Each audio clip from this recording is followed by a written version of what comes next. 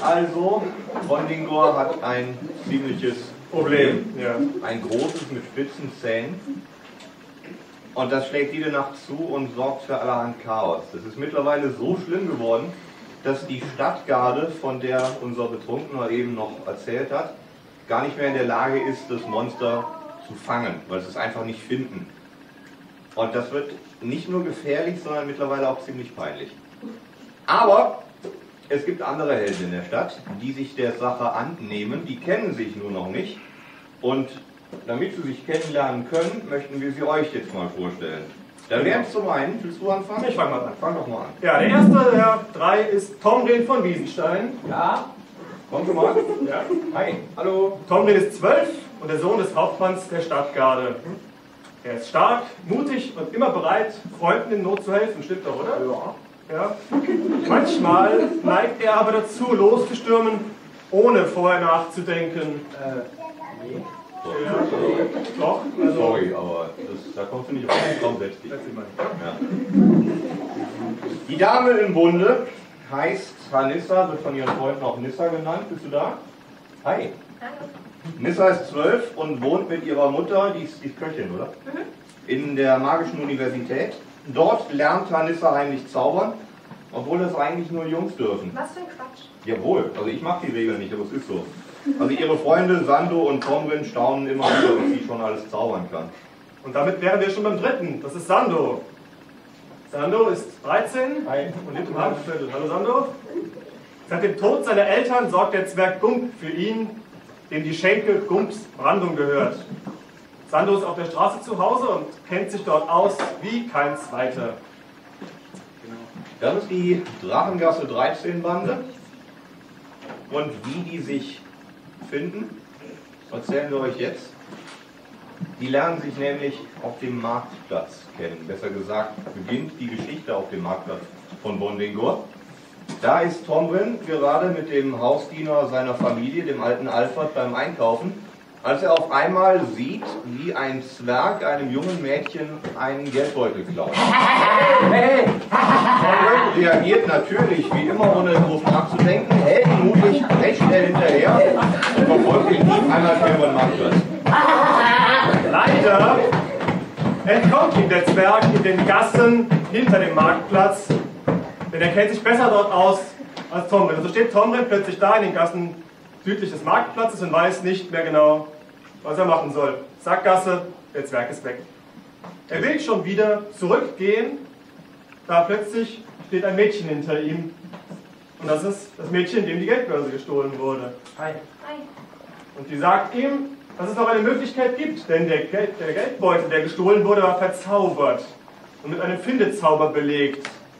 Und sie macht einen Spruch und ein goldenes Band taucht in der Luft auf, dem die beiden folgen können zu dem Geldbeutel hin. Dafür müssen sie durch ein Loch in einer Hauswand gehen, das sie vorher gar nicht gesehen haben. Aber wenn sie da durch sind, sehen sie nicht den einen Zwerg, sondern gleich zwei. Und jetzt haben sie ein ziemliches Problem. Das ist unser Geldbeutel. Genau, das ist unser Geldbeutel. Es entsteht ein fürchterliches Gerangel zwischen den Vieren. Das ist unser Geldbeutel. Das ist unser Geldbeutel. Das ist unser Geldbeutel. Dummerweise gewinnen die Zwerge. Tomrin und Nissa scheinen keine Chance zu haben. Die Zwerge haben den Geldbeutel nach wie vor und da auf einmal, als schon alles verloren scheint, taucht jemand anderes auf. Nämlich Sando. Och nee, och nee. Und Sando ist ja der Neffe des Zwergen Gump, dem Betreiber der Hafenschenke. Und der hat einen ziemlich guten Ruf im Hafenviertel, mit dem legt man sich nicht so leicht an. Ja, mit dem legt man sich nicht so leicht an. Ja, und da die Kinder jetzt in der Überzahl sind und Sando noch Gump im Rücken hat sozusagen, sehen sich die zwei Zwerge doch gezwungen, klein beizugeben. Sie geben den Geldbeutel zurück, entschuldigen sich zerknirscht und Entschuldigung. Entschuldigung. Dann verschwinden sie. Trottel. Selber Trottel. Und die Kinder beschließen, ihr Kennenlernen und den Sieg über die Zwerge mit 3-mal Brause in Gumps Brandung zu begießen. Lustigerweise heißt genau so auch das zweite Kapitel. Was wir jetzt einfach mal lesen, wo du so schön anmoderiert hast. Ja, gut, dann mal. Dreimal Brause in Gumsbrand. Tomrin hatte geglaubt, er kenne sich im Hafenviertel zumindest ein klein wenig aus. Doch er hatte sich gründlich geirrt.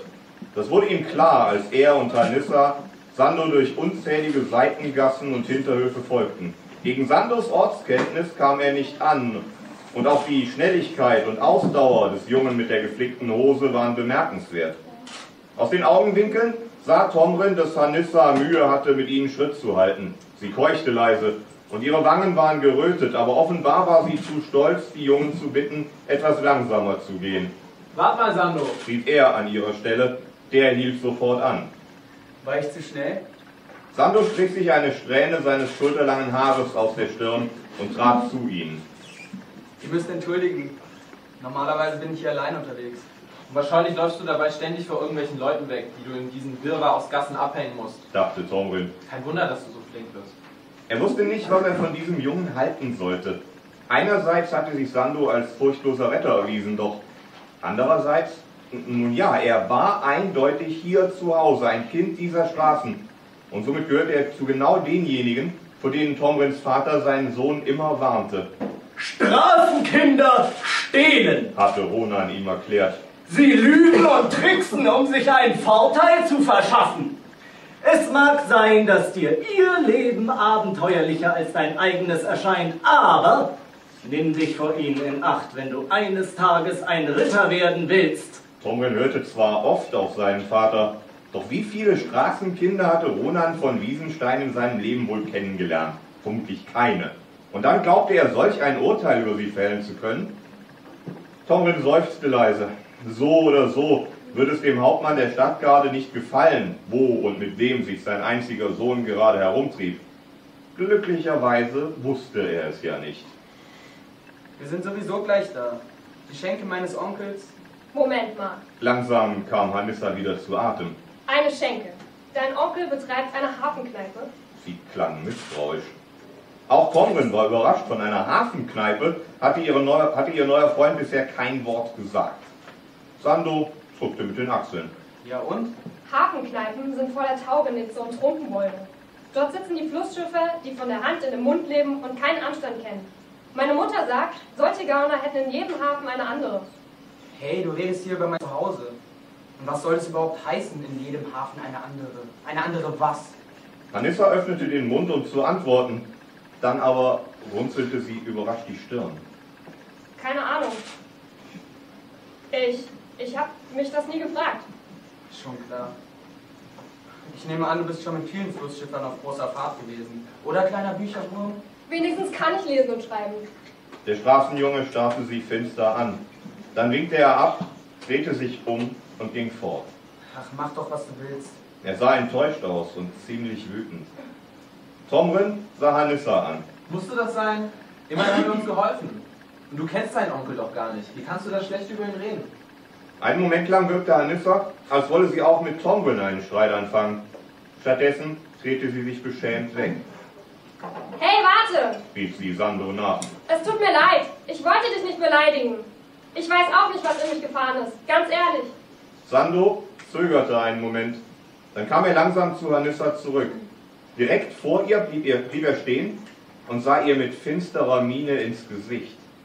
Was hatte der seltsame Straßenjunge denn nun wieder vor? Tomrin wusste es nicht, aber er beschloss, erst einmal abzuwarten. Wie heißt du nochmal? Hanissa. Unsicher kniff sie die Augen ein wenig zusammen. Sando beugte sich vor, bis seine Nase beinahe die ihre berührte. Seine Stimme war kaum mehr als ein Zischen, als er fragte: Apfel oder Erdbeere? Was? Apfel oder Erdbeere? Wiederholte Sando ungeduldig. Tomrin grinste.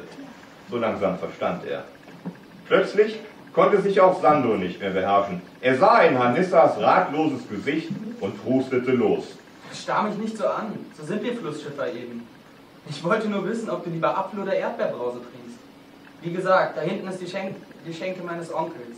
Und damit wir unseren dummen Streit vergessen, gebe ich einen aus. In Ordnung? Endlich begriff Hanissa. Na dann, nichts wie hin. Und ich nehme Erdbeere, bitte sehr. Sollst du haben. Sando grinste und zeigte mit ausgestrecktem Finger in die Gasse vor ihnen. Wenn ihr mir folgen möchtet, edle Gräfin, und auch Sie, mein Herr, es ist angerichtet. Sehr wohl.